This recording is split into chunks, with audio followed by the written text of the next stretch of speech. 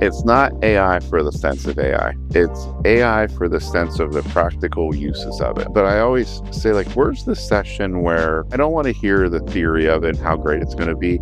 I just want someone to say, when you're writing a job description, use this software for this reason. I found one recently, I won't drop any names here, but I found a software recently that builds PowerPoint decks and outlines for courses better than I've ever seen anybody else do it. And I'm a stickler for you build it in the box before you build it in PowerPoint. We've adopted it through our work streams in the way in which that it goes out to and pulls back things to build. I mean, it just accelerated our build time overnight. Something that would take us a week to do takes us maybe 2 hours at this point. Welcome back to Learning Matters. I'm Doug Wooldridge, your host, and today I'm very excited to be speaking with our guest. He's an L&D leader, thought leader, author, and keynote speaker. He has over 23 years of experience building people-first strategies that drive performance. He's contributed towards almost 100 publications across publishers like HR Grapevine, Gallup, and others. He was honored as an OnCon Top 10 Global L&D Professional in 2023, a Top 50 Data Training and Talent Champion for 2025, and an OnCon Top 50 L&D Professional for 2025 as well. And he's the Vice President of Organizational and Employee Development at Partners FCU, a sponsor of the Walt Disney Company. Adam Hickman, welcome to the show. Oh, thank you. Yeah, great to be with you today. Wonderful. Well, as always, we'll be discussing the latest and greatest developments in the world of L&D. I'd like to start off with this, Adam. What strategy matters most in learning and development today? The things that I think we're most focused on is the transitional points of your career. So too often you see competency work and behavior work, you fill in the blank, what do you want to call it? But it's when somebody jumps from individual contributor to manager. And when I say we, I'm talking for a lot of people, so hang in here with me. The general I would say, we got to get better at making sure people are ready for that transition. Either we're assessing against it, we're putting the development dollars behind getting them ready for that, and then it's not a surprise we're in that role. When I was at Gallup, we would say you own up to 70% of your team engagement, every single interaction, things that you do. That's not by surprise that some people just innately get it. So we don't have Ted Lassos walking around the world. We got a few of them.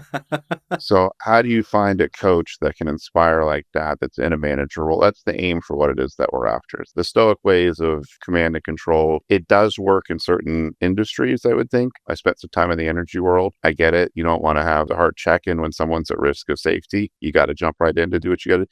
But for, again, the greater we've got to look for those that have the innate talent to lead people. So that's, to me, that's the most critical aspect of things. What are you looking for in a leader or a potential leader? Is it just with their work ethic, or is it how they brighten a room? What's the start? Or easy answer to that I would say is, if they woke up today without the desire to coach and develop their employees, I'm always a little skeptical about why do you want the role? That's the basis of the work. So what do? Well, you coach and develop, the big things. Now, if we want to take it a step further, there's really categories, domains, whatever you want to call them, that when I'm hunting for a manager on my team specifically, I'm looking for, how do you motivate? Do you have the assertiveness or courage? Oh, we're going to have some tough conversations. And I'm always, why is it tough? Why does it always have to be tough or challenging? No, if you do it with the intent to develop, it's not tough. You're just holding up the mirror to something they probably already know. So yeah, the assertiveness or courage to have the conversation in the moment down the road from it when no one remembers it anymore. But that piece, the accountability of, that's the next thing I'm looking for is, are you self-accountable to what's required of you and your team, or do you wait for someone to hand you a magical sheet of expectations that says that's good? You know what it is. We hired you for the role. I don't want to manage your calendar. I don't want to manage your time. I want to trust I hired a talented person to lead people on a team, and you know your expectations. But if you don't, it's a phone call at the end of the day, or it's a Teams message. Speak up to that. Don't sit and wait. The next is around relationships. By no surprise, I think if you read the first fill in the blank, 30, 60, I don't know what days. I always want to write something like the first 42 days. Let's just completely change everything. You got to have the ability to build and make relationships more than just the surface level. What are you saying? Like, the sentence I often say is, you can count on me for. Well, until you say that, they don't know. They're guessing. So just be clear on, if you had a Venn diagram that you overlaid with one another, What are your needs? What are their needs? And then how do you make the most of it? It's right in the middle. That's what I mean by don't just make relationships for the sake of it. That's great. But we're also here to work to accomplish towards the same mission and goals. One of the best mentors I had at Gallup, Joe Struer, just a qualitative genius. And, Joe would, if I ever asked a question of some sort, he always sent me down the path if I had to go watch a movie first. I remember him saying one of the early studies he led was, what's a missing skill in schools? I thought this was going to be like the home run, thing that we would change the world on and how they would change curriculum. And he said, never really took off. And the skill is decision making. To me, if I had to define it, it's around how do you analyze information? How do you evaluate options? How do you make choices? How do you make sense of experiences? But it was all around good decision making skills. And, especially in HR, if there's a policy, it's really clear what it is. If there's not, it's really clear it is. What I look for in the high talent are those that are comfortable in the gray, because if you're comfortable there, then your decision-making skills are pretty sound on how did you gather feedback? What listening posts do you have out there? Talk me through how you made that decision. And what's been fun from that is, challenge Joe is even with my kids, when they come home from school, hey, how was your day? Because, I can get a visual how the day went, but I'll say things like, what was the hardest decision you made today? And sometimes it's like, well, what do I eat for lunch? Or, should I have this before that? But as I've asked that repeatedly, we get into some pretty good conversations that I'm hearing the mechanisms on how they made and arrived at certain decisions that were tough. And my hope is over time that transfers to the workplace that, from a small upbringing till now, I've been pushing them on.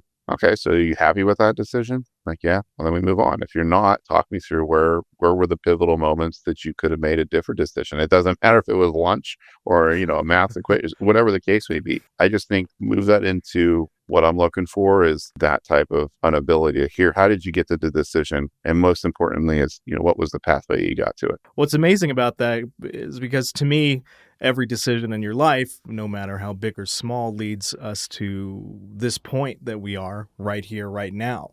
So the idea of challenging even your children to really think about decisions, whether that be what they're having for lunch or whatnot, I think that's incredible. Has this always been your mindset, or have you had to develop this over time? And what led to, not just with your children, but in the career that you've had as well? No, it has. I was a late bloomer going to college of any sort. I actually didn't want to go to college. I had no desire. I didn't like the courses that made no sense to me. Not to pick on any of them, but I'm going to. I remember I had to sit through oceanography, and I just thought, what a complete waste of time. The water is wet and it's blue. Do I pass? And the course came with this inflatable globe. I thought, well, that serves some purpose. At least I can entertain myself at some extreme. But no, I had no desire. It wasn't really, I got into first master's degree that was very narrowed to human development, human capability. And what it came from is wicked addiction to studying just the gurus of the space. So pick a topic and who's the guru, and then what do they do that's so different from others? Because could be genetic, it could be there's just a million things it could be. And so I started down the path of studying, the extremists of the world, and, are they faking it? Are they not? Where is their upbringing come from? What's similar to them? I used to follow comedians for quite a while because I think they got one of the hardest jobs in the world, but so beneficial. But as I'm sure others would say, you dig into their past, not always is it a great past. And there's help that make them mold to where they're at. Successful runners. David Goggins, probably my favorite study of all times, on so dialed in and so particular. And he's a great read, but unbelievable upbringing on how it made him to what he is and how he motivates himself. It's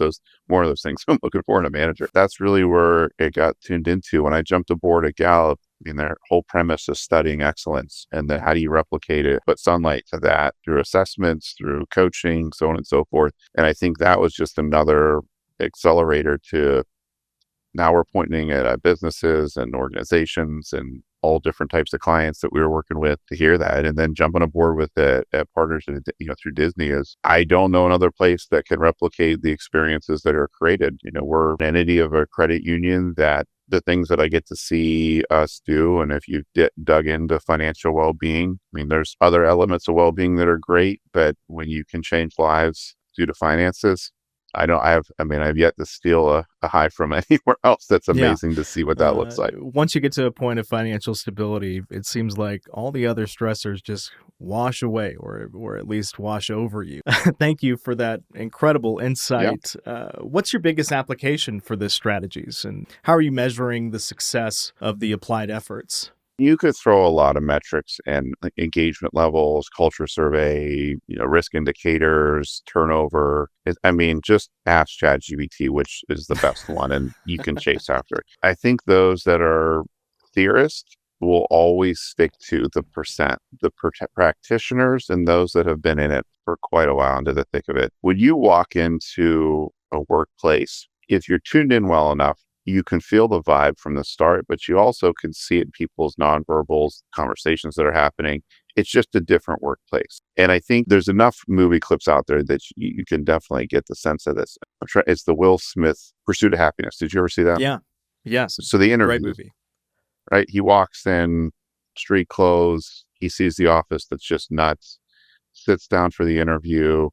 You got 4 white guys on the other side of the table, suits. And to me, beautifully written, but was also like, yeah, that's the same thing of when I know we've got great managers walking around and leading every day, you feel it from the start. And you almost don't need a metric, not saying you shouldn't have one, because you can just hear it in people's voices and why they, are they stressing Sunday night to come to work on Monday? Or are they looking forward to the relationships they've built, the development they get, and they've got a great Ted Lasso coming to work for them? Awesome. I know folks are always looking to showcase ROI to their organizations when it comes to L&D. It can be a big expenditure, big time sink. How are you showcasing the importance of training learners, especially because they've got a full day of work on their plate already, and now they're working on training as well? If you know the big rocks that we're trying to move 5 to 10 years out, dial it back. That to me is what we're doing, but the how is where we come into play.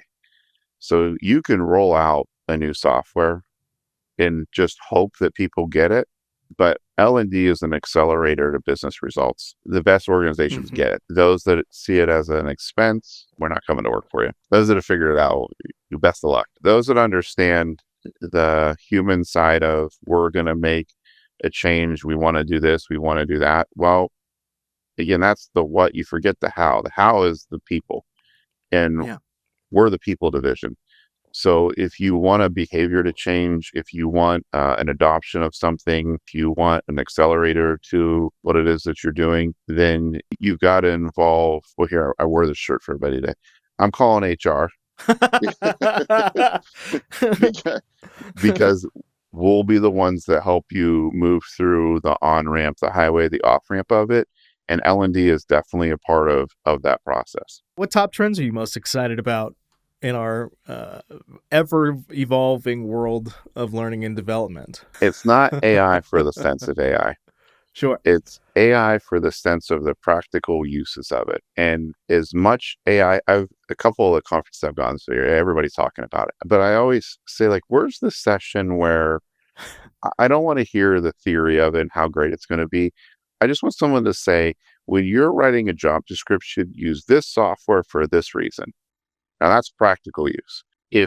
I found one recently, I won't drop any names here, but I found a software recently that builds PowerPoint decks and outlines for courses better than I've ever seen anybody else do it. And I'm a stickler for you build it in the box before you build it in PowerPoint. We've adopted it through our work streams in the way in which that it goes out to and pulls back things to build.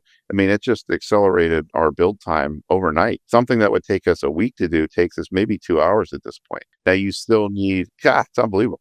You still need a human to validate what you have and what you say, because AI is pre-programmed to sound smart. But to me, the practical uses for this is where our biggest lift and opportunity is at. And we're still figuring it out. We're not going to throw a ton of money in a certain direction of something just for the sake of it. But those that have figured out what their sweet spot is, what's most impressive to me, and I mean, anybody listening, you can do this. When you meet with an AI vendor, you ask the one question, what are you better at than nobody else? When you get varying answers, I always say, well, then you haven't figured it out yet. Mm-hmm. Because that should be your, fast pitch down the home plate that you knock out of the park every single time. And I just, too often do I hear, well, we're great at everything. Off the top of your head, are there any initiatives that you guys are working on this year that you're most excited about? It's going to be July soon. So I was like, well, there goes the first 7 months. Initiative wise, I'd say there's really two big ones that we're often interested in, which is the amount of generations in the workplace where I think companies have gone wrong. This is my point of view, is we spend too much time on what's the differences between them and how are we going to figure that out versus why don't you chase after what's similar? Because I've never been in a room where I've said, start talking about what we want from a workplace. Everybody lists this. And then I'll say, is there anybody on in here that doesn't want this? And nobody says no. I said, so great. So can we stop trying to figure out where y'all are different? We all want the same thing. So how do we unfold the similarities to say, let's explode that? The other one, my partner in crime, Crystal, is just building the talent pipeline that we have. And we've got great pipelines as it is. When we post for a job, how do we ensure the right talent's in the right seat at the right time, coupled with, where are they at career-wise? And then if we've got them, how do we keep them in the sense of, is there a career path? Is there, transparency of pay and what's the next 7 years look like? All of that, it's an immense amount of work with a lot of people involved with it. But I think when someone joins a company, I'm curious, so from podcasts you've done, are there certain trends that you're hearing so far? I think a lot of folks, not necessarily any of the guests that we've had on, but I think a lot of folks are on that mindset of like Gen Alpha, Gen Z different and stuff. And I really do think that you've nailed it, which is there really isn't much of a difference besides just the time they grew up in. They still want the same things when they go to work, and they always find that they want the same things that any of the other generations had. So if I don't have to read another think piece in the New York Times about what makes Gen Z the most difficult folks to bring into a team, then I will be a happy man. I'm a geriatric millennial, I think is the way I've been categorized. And it used to be our fault everything was broken. Yeah. I think we've moved on now. We've retired. And I don't know what the next, I stopped paying attention to the names that come out anymore. But when you said, what was the alpha one? Gen Alpha, yeah. Anytime I hear alpha, there's another one that I've heard my kids say where I'm like, is that a thing now? Am I hitting the age where I don't know what they're called? But it's another trend that I see that's just super aggravating to me that it's into the manager talent piece. I don't know. Do you want to go there? Can we talk about it? The headline of the story is hybrid still isn't working. And it's from a pretty reputable publication, I would say. I have spent, I don't know how many years now, long time in a remote or hybrid situation. I live outside of Cleveland, but my team's in Orlando and Anaheim and Burbank. So I travel between. I was remote at Gallup. Just so on and so forth. Would we make sweeping statements that are speaking for the greater mass? I don't understand why it's allowed. The article's written beautifully. I'm not knocking the writers to it. They both have really impressive, Ivy League backgrounds with a great study. Do they have stocks in corporate real estate? That would be my question. I didn't explore that. I like to believe not, but maybe. But if you're just researching a topic and blasting out something isn't working, you're doing a disservice to those that are in the thick of it, because that's not true. That gave us the insights to two things. Remote hybrid work. Number two, if you're a crappy manager, you were really crappy during that time period because you couldn't do the old school management by site. And every time I've seen pretty big organizations make the mandates to return, and you must this and you must that, I don't ever hear the other side of that. But I have heard this one. Well, we're more collaborative. No, you're not.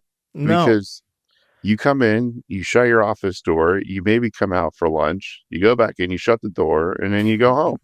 And I love when I see certain workplaces that they'll still take Zoom calls and Teams calls from their office while they're in the building being collaborative. I'm not looking to pick an intellectual argument war, but my dissertation was on remote working. I've wrote a ton for Gallup on that.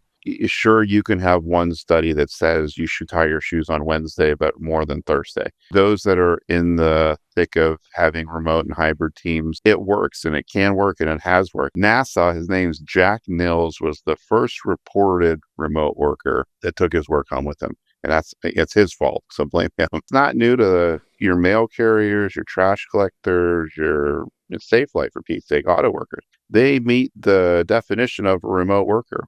but we don't consider them remote. All those that are just like, well, this won't work. And I'm like, it's not new, ladies and gentlemen of the jury. It's been around for quite a while. And if you want to make the mandates, the tax that you pay is there's certain talent that's just not interested because we don't have to be, because there's many as postings that I see out there that are remote. They're not low-level positions anymore. People have tuned into this can work. And you got a mismatched expectation of that in your organization. There's a recruiter sitting in their inbox waiting for them. TTC Innovations has been 100% remote ever since its founding 24 years ago. So I just think it allows folks to have the freedom of, well, one, not having to do the transit. I mean, I used to live in Los Angeles. It could take an hour, it could take 2 hours to get just across town. The idea that not only are you spending 8 hours of your day in the office, which can be fine and can be fun and can allow for relationships to develop in ways that remote doesn't allow it to develop, but the idea of then spending an extra hour or 2 hours of your day not living your life, not being with your family, not being able to make a decent meal, people have gotten to the point where they're like, what type of life is worth living at that point? We need to have some freedoms here. So yeah, I think that's great. What was the response from folks on LinkedIn? Sometimes I miss on social media where you can have not an argument, but a good back and forth with people with experience that click into it. So I've got a great network of individuals through LinkedIn, and because I will spend nights getting in back and forth in conversations, or sometimes I'll give you a number. Hey, just call me, because I'd rather hash it out there and love to hear the experience. Then if you had to put it on a scale, 99% of the people get it. They understand what I'm saying. Those that want to challenge it, to me, either closed off to the possibility, or you've got a flavor and style that, hey, if it works for you, I'm not telling you don't do it. What I'm saying is you've got to put some thought and perspective to, could this work? 99% of the time it could. Anytime I hear this job, it's got to be in person. I don't say yes or no. Now, I have a bias towards, I doubt it, but I'll go right to, show me the job demands. Like, where in the job demands requires you to sit in an office with this? And if it does require you, by all means, I 100% agree with you. Like, daycare worker, got to be there, right? Yep. Police officers, firemen, like, you can't. Now, are there parts of the job that could be done remote that are administrative? Maybe, but that's your call, not mine. I just, especially in HR and other things, I question it. When there's such a definitive, this must be, it's almost a hobby of me to ask, well, why? And, convince me it does. I'm not telling you no, it doesn't, but I'm just curious on, you've got a really hard bend on this has to be in person because of something. What is that? If that works for you, great, but that's not 100% of the rest of the workforce. And again, really can't be talking in absolutes when it comes to the vast majority of people. It just doesn't work. Are there any challenges that you and your team have had to overcome recently that you're most proud of? Well, I would say challenges. It was more of a opportunity that I think we're doing okay in. We were absent of a chief people officer for about a year. And because we were being very specific to who's the next one. Right. And what do we need from that? But in terms of things, my partner in crime, Crystal, that's actually not her title, but it is for today. But what we had to get ready for is we were going to fill a seat sooner or later. And we did. It was, I think, 2 or 3 weeks ago, Patty joined us. All right. But yeah, it's been a while since I've had to work through onboarding a chief people officer to, like, how do we set her up for success even before she begins? Which means we've got to get the team ready. We've got, like, what reports and metrics does she want to look at? What's the scoreboard going to look like when we get here? And then when she gets here, we can't turn the fire hose on. Like, we've got a slow drip campaign on the things that you need to be involved with, and thinking through, what's the first 100 days look like for her and her seat? How do you support in the team? And we've got a great team that we gel well. And how do you fit that into a new CPO coming in that has been great with relationships? And she was with Disney before she joined us. So we kind of had some snapshots of where her strengths were coming into things. And by no surprise, she hits the ground here and quick adoption. And it's been great. I don't see anybody writing articles on how do you onboard a CPO. They might be out there, but I haven't seen that. We're still picking on hybrid work. But I think just doing it right, that it's in service of her, but also for our team and organization. How do we treat that as, specialties? I think we did really well in the kickoff of things. And how do we keep the pulse for her as she gets onboarded into more executive long-term work of things that happens? Always the challenge, because communication's free, I would say, but it's one of the most taxing things that if we don't do it right, we'll completely miss. So, Yeah. like I said, not so much a challenge. It's just knowing the right lever to pull when we can. And then you've got vacations and all the other things that fold into time just gone. Well, I'd like to get a little to the more personal side of things. So tell me a little bit more about you, Adam. Take me back to the little Adam days. What led you to the world of learning and development and HR, and how did you become the VP of organizational and employee development here at Partners FCU? Well, I never thought I was ever going to be, let's just say, college material. I actually was told that in high school that, What? yeah, good on our guidance counselor. That was It's always good the advice. counselor. I And they're know, always wrong. Well, yeah, and then it got worse. So I thought, okay, I really no desire to, I didn't really love high school in the sense of the academic side of it. The social piece to it, I get sure. that. Military, I thought was going to be my thing. I had a desire to get into law enforcement. And so I always thought state patrol in Ohio was going to be my path.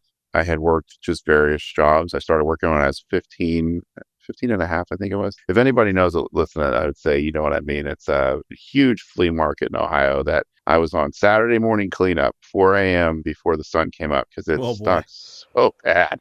And just imagine rows and rows of trash cans. I was emptying those out. That's where I could start making money when I was that young. Yeah. And it was great. So just the experiences I got from there started to crystallize on, I think, who created what you got today. I worked in restaurants, worked at a paintball field. If I didn't have like 3 jobs going at once, I thought I was bucks. I actually tacked on one midnight job working for a recycle factory where all I had to do was take cardboard, put it in the machine and hit the button. But it was so gross. So I quit doing that. Oh no. Previously held some type of food good and it just melted right into it. Yeah. There was a reason why I was a midnight shift, and it was just me. So I was like, well, I can throw headphones in and just jam and work. And when I'm tired, I'll go home. But that didn't last long. I worked at McDonald's for a day. I mean, it was my first indication of a bad boss. I just was wise enough and dumb enough to just walk off the job on it. But I showed up, horrible experience right from the start. And at lunch, I'm like, forget this, I'm out of here. So I just never came back. And that was the times you could walk across the street literally and get another job at another restaurant. So that's what I did. What was the other restaurant? The Dutch House. If you're ever in this neck of the woods, you got to check it out. It's all right. The Dutch House. I'm gonna make note. It's an experience. I'll just say that. And it's clean. I would 100% endorse them. Ventured into there, worked like crazy. Started getting more. I worked for the airport, Pittsburgh Airport, for a little bit for PSA, which was U.S. Airways when they were in existence, and then jumped over to. Wow, that's showing age there. There's not even an airline there. That's how old I got. Then jumped over to Delta, and that was a great job, loading luggage at that age and pushing back planes. I had a couple of my friends with me, so it was more fun than it was work. But I was also involved with the union there. I had some great leaders there that were more or less teaching me things I had no idea that I was getting taught, and had some cool experiences at a young age. And left the airport, and that's when I jumped on. I had a couple side hustles there. Then I jumped in with AT&T. And AT&T was, I don't even know why I worked. I think it was just close proximity.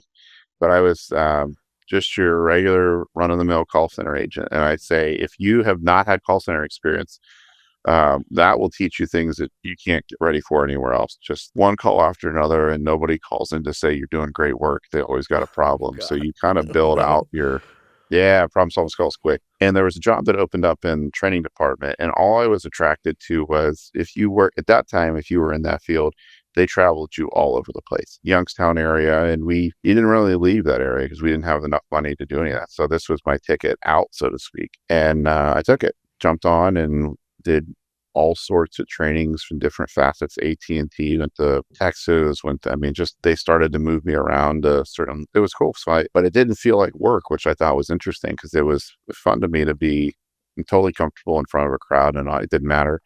The topic was always fun because it was a gadget, so you had to play alongside work, and it was all great. And the the gift of doing great work is you get more work. So I kept getting thrown into other projects and other things that kind of cemented this was a spot that I like. And then my wife had talked about, hey, why don't you think about going back to school? And I still wasn't wild about it, but away I went. And that brought me to leading. I mean, I had a great career at AT&T, nothing but great things to say about them. Left there and was hired on to run an L&D division for an energy company in Michigan that we had to relocate for. So now we're literally on our way out. And the energy world was completely different to me. I never thought about anything public utility other than just paying them. It was a great team, nothing against them at all. Just I couldn't get fired up about the product. You know, those that are struggling at work, that's usually the first question I ask is, do you care enough about the product? And if you don't, then it's just, you're just faking it, which do what you got to do. Well, there's nothing you can do if you don't care about it. You can fake it all you like. You're still going to be probably fairly miserable in your position. So I made the most of it and got some great experiences. And then somewhere in the degrees I was going through, I learned about Gallup and just their practice of workplace stuff and thought, why not? So threw an application in on a random Friday night, and then about 6 months back and forth, we got to a pretty good spot where I said, yep, let's do this. And we truck it out to Omaha and lived in the Omaha area for a while. Had a great 9-year run at Gallup and all different spectrums of what the work that they do and exposure. But the thing that lit me up the most is what we started about talking about first, which was you had access to some of the smartest minds in the world on things that were very positioned at the work that I do now. So, you know, it was just an amazing run with the brain power that was there and the connections made that I have kept over the years. When Partners showed up, Disney thing showed up, hit a spot at Gallup that I had one of the greatest managers I've ever had, Scott, if he's listening. I just said, I can't expect anything more from you because there's a ceiling here and I'm okay with that. But, you know, I've got an opportunity to go do something big again and I'm going to take it and go. And that's what, brought me over to here. And so the 20 some years of bouncing all over the world, literally, and experiences just is a huge blessing in disguise on, I don't think we ever get rattled. It's kind of one of my first principles on my team is we don't panic because they're just people. So we'll figure it out. And that brought me to here. So I've got a great team now that we always say we work in seasons. I think it's a busy season all the time, but one of my players on the team, Brian, would tell you he's got a really good way of doing it. I can't do it justice for him, but never a bad day coming to work. If you could go back in time and have a chat with yourself, let's say when you were slinging all of those gnarly cardboard boxes into the machine to crush, what type of advice would you need to hear back then? Understand I'm a pretty direct, radical candor person. So I think I probably would have said, you need to listen more than talk. I heard somebody say recently, I don't know what we were in, that has the same letters as silent. So you can't really listen unless you're silent. Oh, that's pretty good. Maybe that would be my advice, I'd say. Yeah. Some of my dumber moves in my career has been, I was really clear on what needed to happen. I knew the deadline. I knew what was required. So we're just going to go. Actually, you can't see in scope here. I have a image of, there's a toy up here. It's a bulldozer, because that's what I was known for quite a while. The bulldozer, eh? All right. Yeah.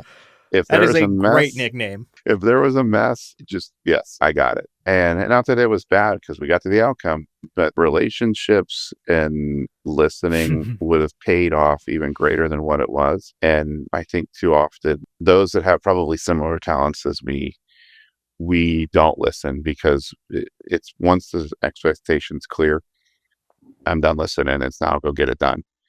And I wish I would have listened more earlier on and pre-built that into me rather than having to relearn it down the road.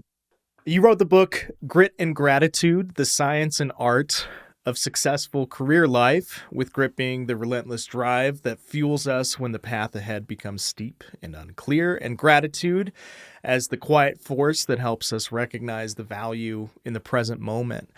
Can you tell our audience just a little bit about the book and what was the driving factor that brought it to fruition, as well as what you hope folks take away from the read? So the premise of this really is the years of just following the gurus and seeing what they do.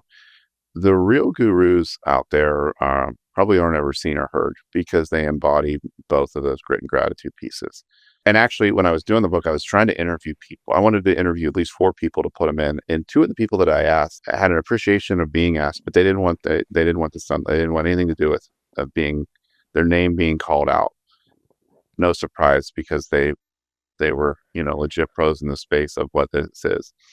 But how it came to fruition was I was asked to do a commencement speech, Hiram College, where I went to college at. And yeah, sure, great. What do you want me to talk about? And they said, well, can you talk about what's helped you be successful to where you're at? Because Hiram, which is a small college in Hiram, Ohio, it's a pretty intuitive name. They've had their heroes that came out of there and moved on. And, I've always run with just a guy from Youngstown, Ohio, right? And nothing more, nothing less. Sometimes I crack up on when some people ask me to do stuff. I'm like, what do you want from me? Like, we graduated 64 in our high school, but okay. And so I had to boil it down to those 2 things. Now, I had a different, more explicit way I would say those 2 words, but it was, work till you can't work anymore and pay it forward, more or less. And so I went on and did the commencement about, sometimes I feel like anytime that's a college graduate, you're not going to go into the next CEO role. Maybe if you create your company, but put your head down, get your war stories in, get your experiences, build your relationships. Yeah. It will come in time. And I hated hearing that at that age because I knew what I was going for. But that was the grit part, which was take on the work that nobody wants, be thankful for it. And along the way, don't be a jerk. And pay appreciation and recognition to those that have enabled you and those that have helped do the work. And those are the 2 keys. So when we got done, I came off, a lot of parents kept asking me, what else do I have? I know. I was like, well, what do you want? Like, just hit rewind on that. I don't know what. So they just said, well, if you ever come out with a book, let us know. We'd love to, read anything more. And the following week, I was headed to Saudi Arabia for a keynote there. And I was like, well, I got 2 28-hour flights. I guess I can go ahead and do that. So I wrote the bulk of it on the flight there and the flight back. My co-author, Lynn Ann, she was a marketing guru, a great consultant that I'd met along the way, had the same kind of burn and passion for this. So I asked her to jump in, and she's added great perspective to it as well. But it's the quickest read. I hate, the books that are ginormous because I don't think anybody. So it's a more or less a coffee table book. Pick it up, click in where you want to. There's some great stories of people along the way that I highly respect that are the gurus of one or the other. And there's one that I tie together that's kind of hold both of them all straight through. But yeah, it's that was the whole premise to it. And, everyone always says, well, what are you going to market? And I said, I'm not going to market it. I'm going to put it out there, and those that find it because they want to, they will. Those that don't, I'm okay with it. But it's not a retirement package here. I just wanted to put pen to paper on what I was thinking. Well, thank you for putting that together and sharing your insight with us today. Before I get you out of here, where can people connect with you? Yeah, well, LinkedIn, especially join the conversations on hybrid work. I thoroughly encourage either if you're for or against, doesn't matter. Love to hear perspective. I don't do the Instagram thing. I don't get it. I really was horrible at Twitter to the point where I got suspended for non-use. So I don't think I'm able to play anymore. I didn't even know that was possible. It's totally possible. And that's it. I'm really highly active on there just because I've got a great network of, thoughtful people through there. And as long as it's not a sales pitch for a product, I will 100% respond back to you. Well, thank you so much for joining us today and sharing these great stories and really incredible advice, Adam. So I really appreciate it. If you learned something new or had a laugh, share the show with someone you know. Thanks again. And this has been another episode of Learning Matters. As always, like and subscribe wherever you get your podcasts. And don't hesitate to reach out to us here at TTC Innovations to see how we can assist you with all your training needs. See you next time.